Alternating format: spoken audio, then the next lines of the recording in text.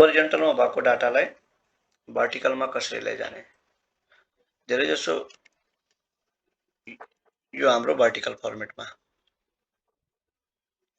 धेरै जसो साथीहरुलाई के देखिरहेको हुन्छौं भने उहाँले के गर्नुहुन्छ भनेको जस्तो फिल्ड कपी गर्नुभयो, फेरि यहाँ पेस्ट गर्नुभयो, फेरि यहाँ गएर उसको आईडी पेस्ट गर्नुहुन्छ, कन्ट्रोल सी गर्दै त्यसरी पेस्ट गर्नुहुन्छ।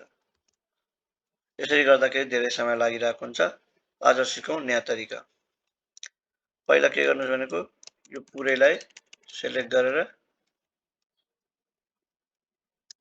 कन्ट्रोल सी गर्नुस्।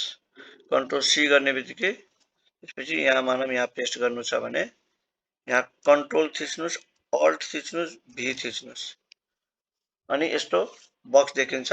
अलमा गर्नुभयो भने फर्मेट शुद्ध हुन्छ। तपाईले भ्यालु मात्र चाहियो भने भ्यालुमा गर्नु पर्यो। मलाई सबै फर्मेट सहित चाहिएको छ भने मैले अलमै टिक राखिराखे र यहाँ ट्रान्सपोज भन्ने बटन छ, यहाँ टिक लगाए मैले। यो टिक लगाएर ओके थिचे। ल हेर्नुस् त आफै एक क्लिकमा डाटा के भयो हाम्रो